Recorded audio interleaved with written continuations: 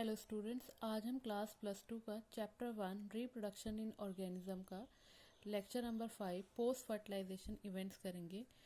तो post fertilization event होता क्या है, सबसे पहले हम वो पढ़ते हैं।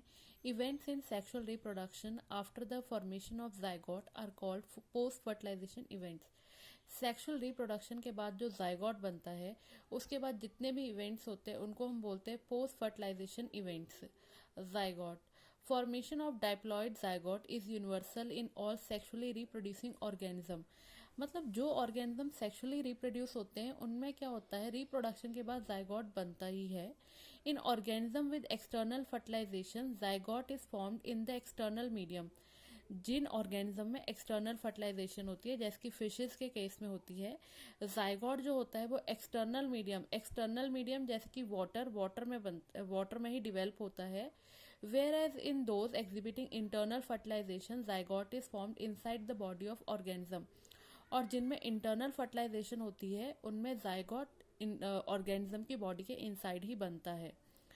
Further development of zygote depends on the type of life cycle of the organism has and environment it is exposed to।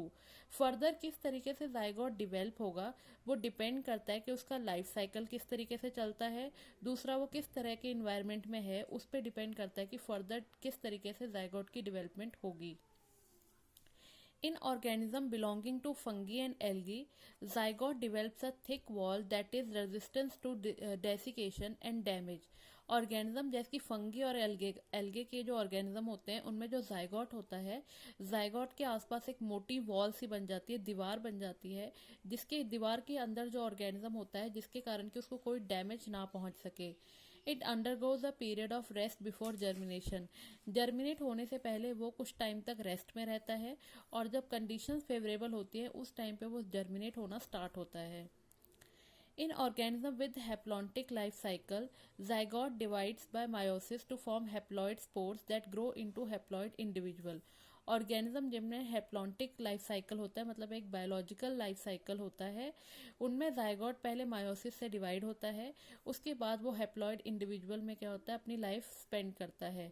Haploid वो टर्म होती है जिसमें सेल के पास हाफ नंबर ऑफ क्रोमोसोम होते हैं यूजुअली से, तो उसको हम हैप्लॉइड टर्म से रिप्रेजेंट करते हैं। Zygote is the vital link that ensures continuity of species between organism of one। Zygote एक बहुत इंपॉर्टेंट लिंक होता है जो कि क्या करता है, स्पीसीज की कॉन्टिन्यूटी को मेंटेन रखता है एक ऑर्गेनिज्म से नेक्स्ट जनरेशन से, फिर उसके बाद नेक्स्ट, मतलब एक जनरेशन का नेक्स्ट जनरेशन से नेक्स्ट जनरेशन में जाना, वो जाइगोट इसमें वाइटल रोल प्ले करता है। Every sexually reproducing organism including human being begin life as a single cell the zygote। जितने भी सेक्सुअली रिप्रोड्यूसिंग ऑर्गेनिज्म होते हैं, इवन की इंक्लूडिंग ह्यूमन बींग्स जो होते हैं, वो अपनी लाइफ एक सिंगल जाइगोट से ही स्टार्ट करते हैं। नेक्स्ट प्रोसेस है embryogenesis. It refer to the process of development of embryo from the zygote. ये वो प्रोसेस होती है जिसमें जो जाइगोट होता है, जाइगोट डिवेल्प होकर एम्ब्रियो बनता है, इस प्रोसेस को एम्ब्रियोजेनेसिस कहते हैं। During embryogenesis zygote undergoes cell division and cell differentiation. जब एम्ब्रियोजेनेसिस होती है उस टाइम पे जाइगोट जो होता है वो रिपीटेडली डिवाइड होता रहता है, और जब वो डिवाइड होता रहता है तो सेल में एक डिफरेंशिएशन भी प्रोड्यूस होनी शुरू हो जाती है।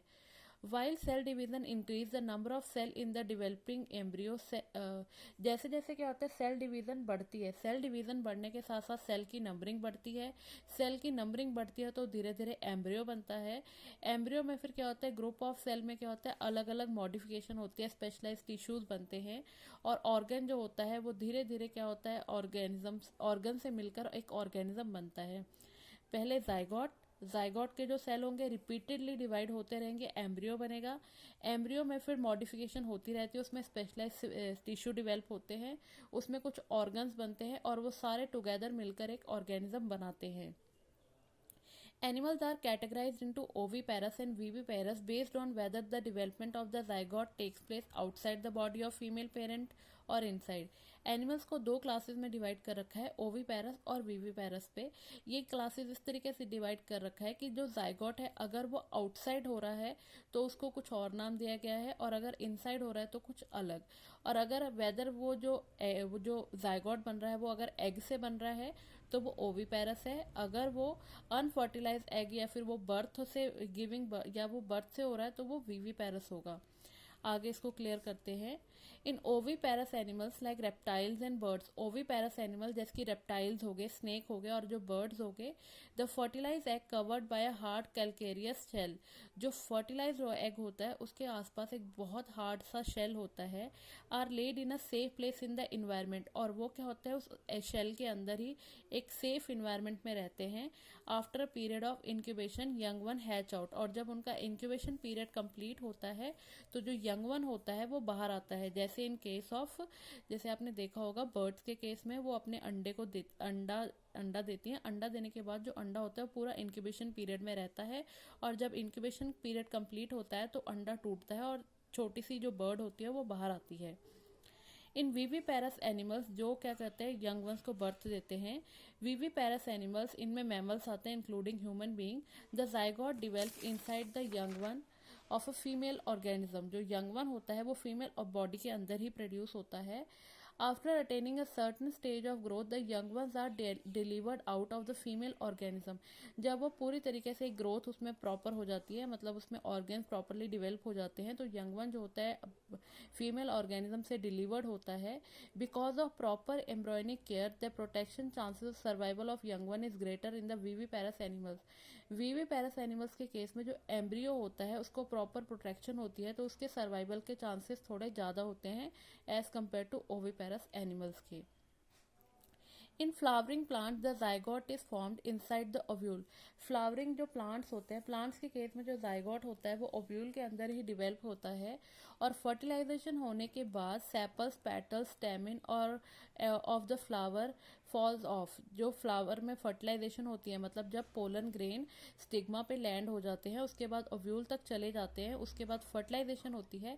फर्टिलाइजेशन के बाद जो प्लांट्स के जो फ्लावर के जो हिस्से हैं जैसे कि सेपल, पेटल्स और स्टेमिन, वो तीनों ही फॉल ऑफ गिर जाते हैं। The pistil however remain attach to the plant, जो पिस्टल होता है वो प्लांट के साथ अटैच रहता है। The zygote develop into embryo and the ovules develop into seed, और जो जाइगोट होता है ओव्यूल के अंदर वो एम्ब्रियो बन जाता है, और ओव्यूल जो होता है वो सीड में डिवेल्प हो जाता है। Ovary develops into fruit which develops a thick wall called pericarp. Ovary जो होती है वो फ्रूट में कन्वर्ट हो जाती है और उसके आसपास एक बड़ी मोटी सी वॉल होती है जिसको हम पेरिकार्प कहते हैं, जो कि उसको प्रोटेक्ट करती है, जो हमारा फ्रूट होता है।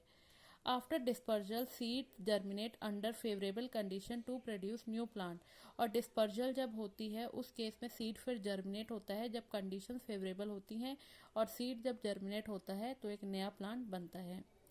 और ये इस चैप्टर का लास्ट लेक्चर था। इसके साथ ही आपका जो बायोलॉजी का चैप्टर 1 है वो ख़त्म होता है।